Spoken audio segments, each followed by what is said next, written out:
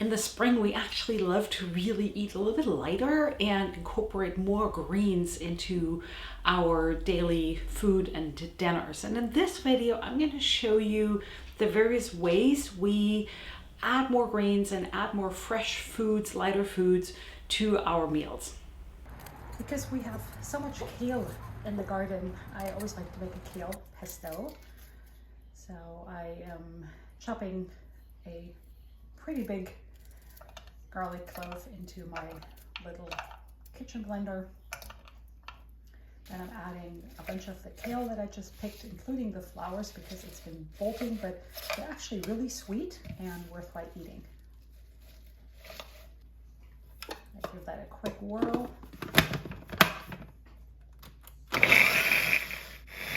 All blended. Add pumpkin seeds. You can add any kind of nuts, some salt, and I like to grate fresh Parmesan cheese. The flavor is just so much better. And add that.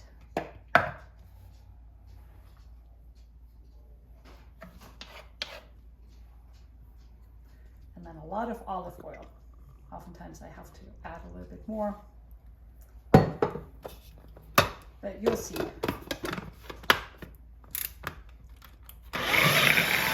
You can always add more at this point. And that's great with pasta or just anywhere you would use a pesto. Because we have so many garden greens, I am also picking the French sorrel that's absolutely exploding. I am picking fresh parsley, and yes, that's our dog barking in the background. And dandelion. Dandelion is really good, and you can rip out the whole plant if you want to get rid of it, or just pick the leaves if you actually like it in your garden. And then I'm picking yarrow, which is a California native. It's also really healthy. And because we had some fresh crab, this is California crab season for us, I am picking the meat out of the legs to make crab cakes with salad. And here I have all the crab meat. I'm cracking an egg into it.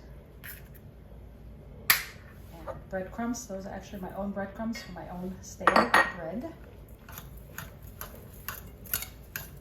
Quickly mix that up. I always like to grate some lemon zest into it. This is from our own Mayo lemons. We have so much in the garden when I think about it. And some pepper.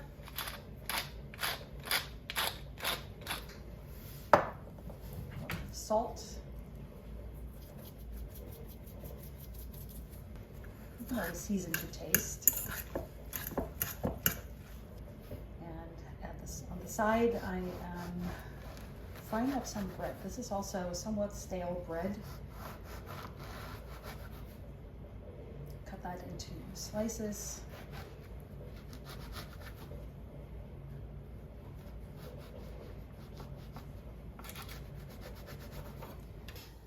I add a lot of olive oil to my cast iron skillet. And once it's hot, I'm adding the bread slices. And that's my son in the background. He is making a tartar sauce for crab cakes, and you might catch us speaking a little bit of German.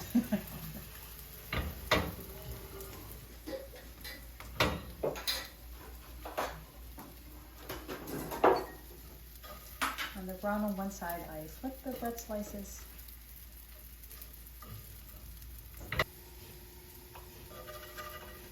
When they're ready, I just transfer them to a plate.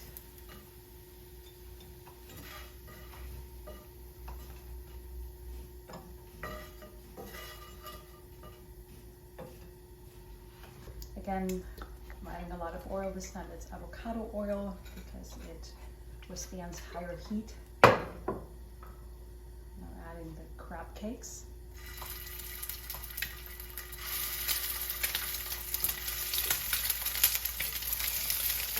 Sometimes there's a lot of splattering. I think that comes with the frying.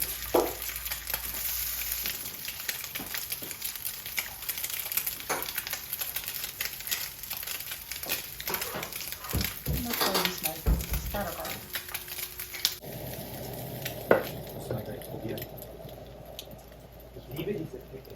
Man kann Gurken. Man kann so viele interessante Sachen machen.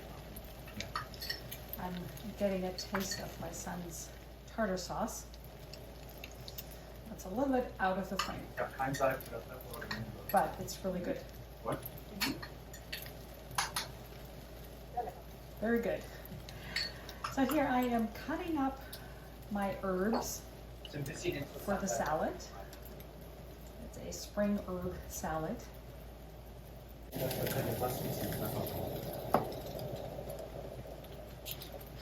Let me know if you would like for him to make a more regular appearance in my videos. He'll actually be back later in the video.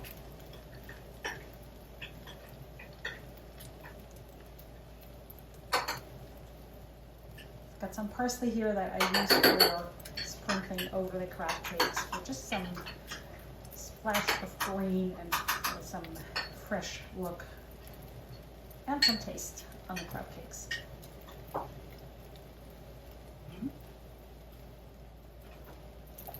Ich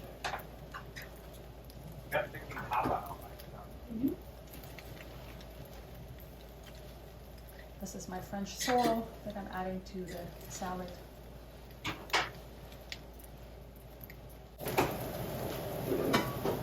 Quickly mixing up the salad dressing is always so easy, so much better than store-bought. Some olive oil, I'm using a little bit of balsamic vinegar, 2/3, 1/3.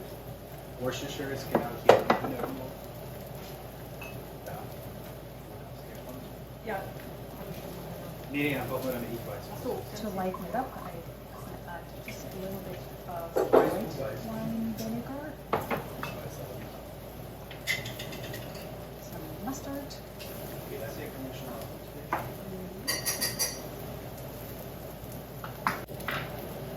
a quick stir. It's really so simple.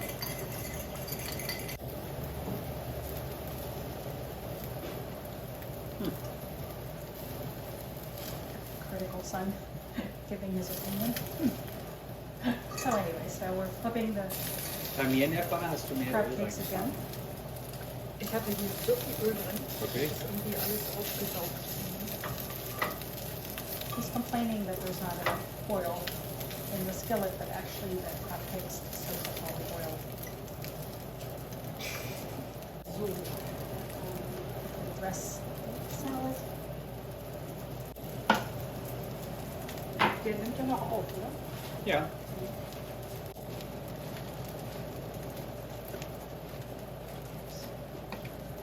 All the salad dressed here. And we're ready to serve the crab cakes.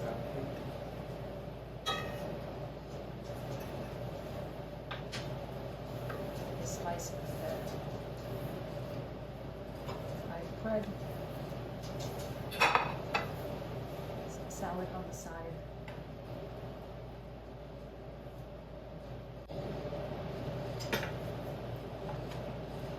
And that's a dinner for the first night. Crab cakes, spring salad, and bread. Something that we add a lot actually is these sprouts, and sprouts is something that you can even grow in the middle of winter, and you always have something fresh and some greens. And these are some sprouts that I have sprouted probably last week, but I'm going to show you how you can get them started. One of my favorite companies is Botanical Interests, and they have a lot of different varieties of sprouts, so I kind of rotate through them in the winter. They have broccoli sprouts, which are super, super, super healthy. They have a salad sprout mix that's a little bit on the lighter side. They have a sandwich mix, and then they have a China rose radish mix, which has a bit of a radish flavor. So if you like radishes and you like that little pungent, spicy kick, these are not only beautiful, but also have that. I think they have some more, but these are my favorite ones. And I kind of rotate through them. They're little seeds, and I'm trying to think which ones I'm going to do next. I'll do the sandwich mix.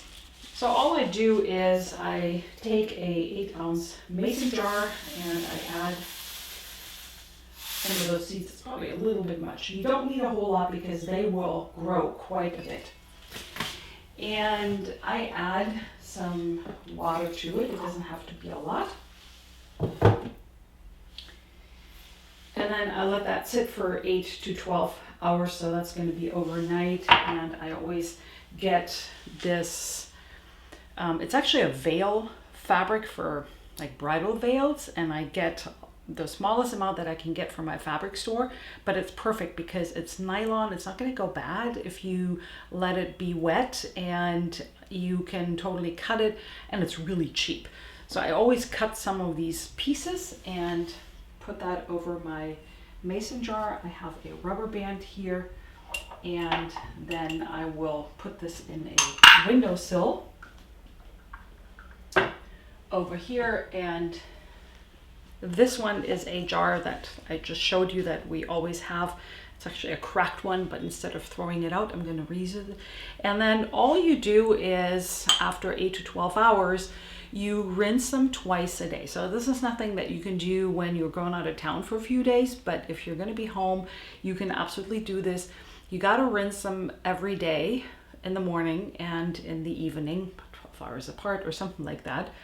And I don't even, for the rinsing, I don't even take the, what do you call this? This off. There's sprouting jars and sprouting kits that you can buy, but this is so cheap and this is so easy to use. So I just let the water come in through here. I swirl it around, I pour out the water, and you don't want to let the sprouts sit in standing water because that's going to make them go moldy. So all I do is I take a little ramekin and turn it at an angle in here and set that in my windowsill. And depending on the type of sprouts you're using, it can take anywhere from 4 or 5 days to 12 days. You can eat them in between. You can still let them grow. And if you ever get to the point where you're like, oh, that's good, I don't need to grow them anymore, you can also put them in the refrigerator where, first of all, it's dark and cold, so they're not going to grow as fast.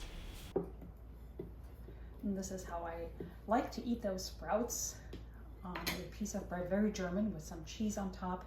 And then I like to sprinkle a lot of sprouts on it, but you can do just a little bit or a lot. And you can also sprinkle them over your salad or in your sandwich. Now for the next dinner, which is a spring quiche, I like to steam some green asparagus, and I'm cutting it into smaller pieces. And when my water is ready, I will steam it, but I am putting the firmer ends of the asparagus spears in there first because they'll get most of the steam, and I'll keep the heads out for now.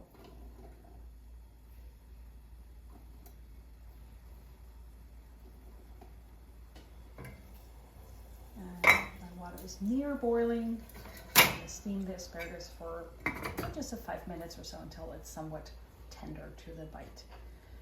I like to cut up some spring onions into small rings. You can also use leeks or onions.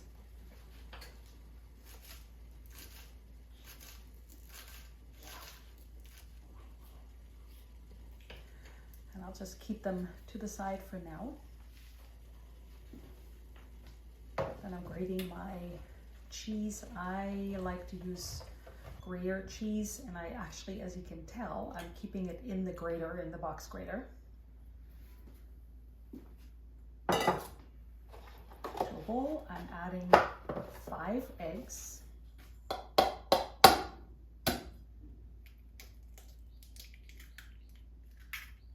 If you're serving a lot of people, you can always use more.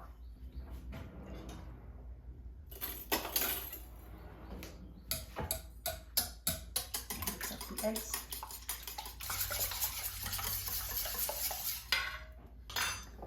I'm adding my sour cream. This is my homemade sour cream from the cream that we get from our raw milk. So good and so easy to make. I'm going to quickly stir that up.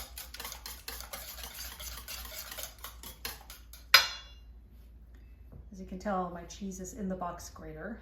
It's very neat. I like to cook neatly. And I always love to grate some fresh nutmeg over anything with cheese. Some pepper.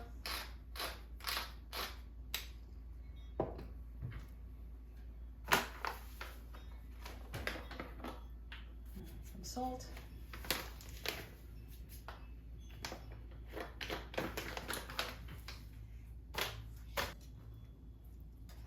Mix those ingredients together.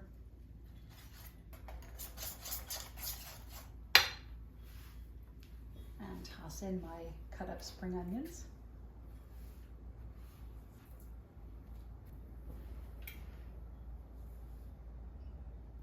I'm turning on my oven, 375.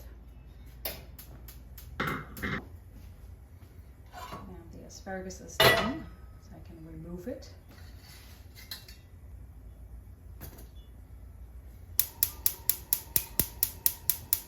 I'm adding some avocado oil to my cast iron skillet to quickly fry up the asparagus heads. And then I add the steamed asparagus parts to it. This is a crustless quiche because it's so easy, and sometimes I just don't have the time or the bandwidth to make a crust, and I'm just pouring the egg and cheese mixture over the asparagus.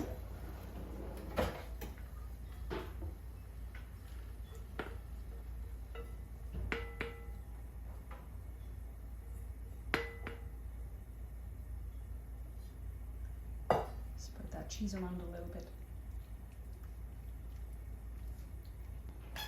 And in the oven it goes. I'm making a different salad dressing for tonight. Again, I'm starting with some Dijon mustard. It always helps thicken the dressing and keep it together, and some white wine vinegar. Avocado oil. I use more avocado oil than olive oil, which I just use a little bit of. As you can see, I'm always playing with the ingredients and the ratios.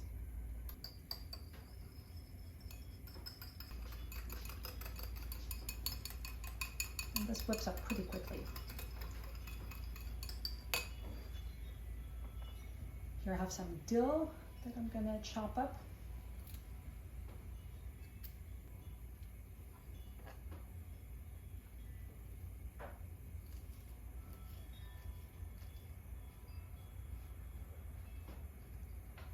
And add that to my dressing.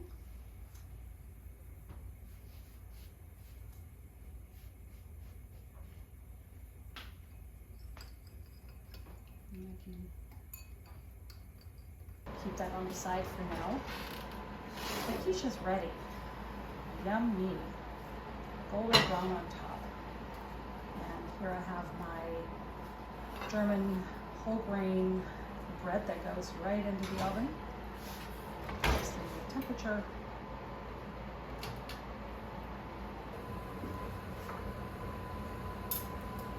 Quickly dress the salad. This is a butter lettuce, which is more delicate than, let's say, romaine.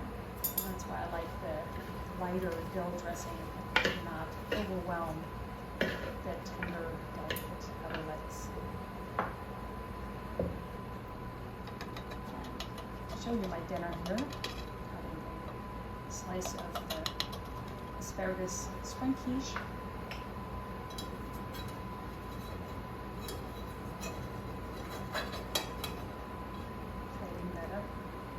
And of course it doesn't have a crust, so some of the asparagus stays in the skillet to fish it out.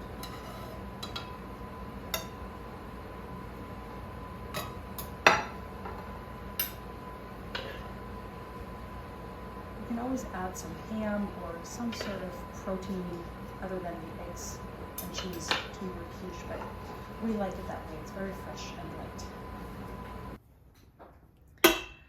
Now for next night, we're having pizza, and I'm making my sourdough pizza crust with flour, a little bit of salt, some olive oil,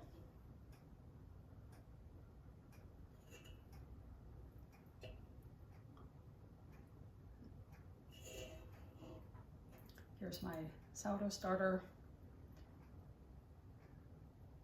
Kind of wants to stay together, but we'll get it to separate. And back into the jar, adding that to the bowl.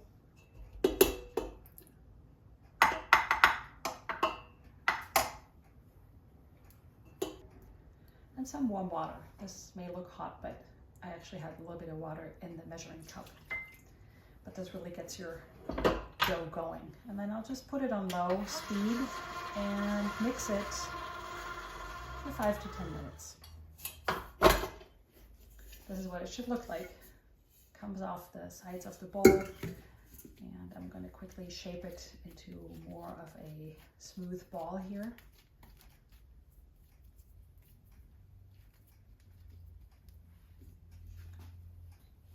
And cover it with my bowl covers and let that rise in a warm spot for a few hours. Then I'm making an arugula. Yes, it's a pesto, an arugula pesto. Arugula has a slightly bitter, peppery, pungent flavor, and that's why I'm adding some basil leaves, so it's not quite as pungent.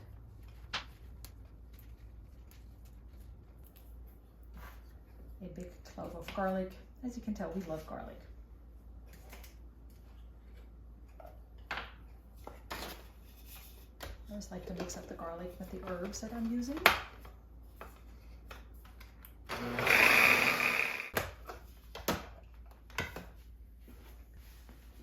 This time I'm using sunflower seeds. And again, you can always use pumpkin seeds. They are the traditional ones, but sunflower seeds are a lot more affordable and just as delicious. And they work great in those alternative pestos. Some salt. And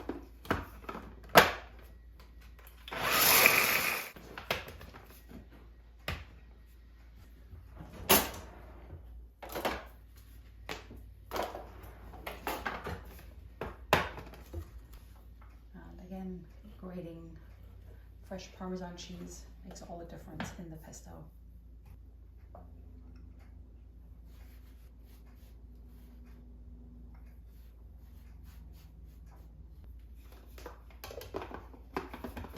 I just want to combine this.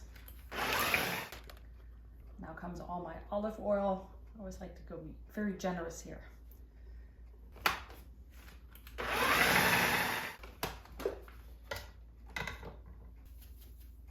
A little bit more salt, and a little bit of lemon juice cuts through the peppery green taste of the arugula. Tasting it.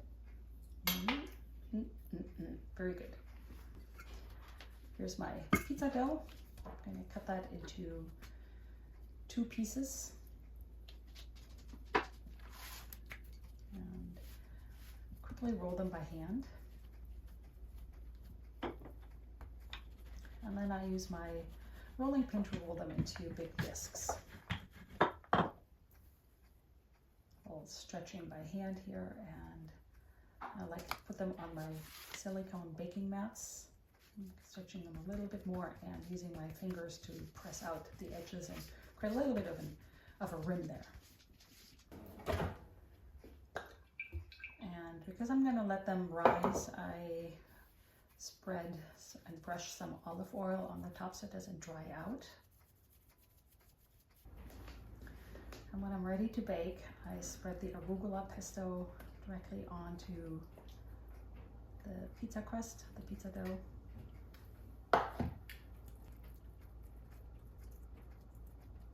You can always go as light or as heavy with the pesto as you like. And then I've got some mozzarella cheese that I am breaking up into chunks and placing right on top of the pesto. Here I have some buffalo ricotta that I found at the market, and I thought, ooh, I've got to try that, and it is so delicious. So I'm sprinkling that on top of the mozzarella, and into the oven it goes. Ja, das heißt schon fast 2 Minuten. Our cats love supervising all my activities in the kitchen. And there's the other one.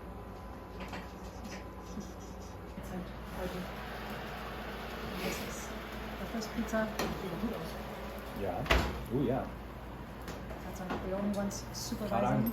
And this is the other pizza that my son made. Here is the arugula pesto mozzarella. I have another video in which I'm showing you a lot more spring recipes. The link is right here, and also it has a downloadable printable PDF with all the recipes that you can find in the description box. Thank you so much for joining me in my kitchen, and I'll see you in the next video.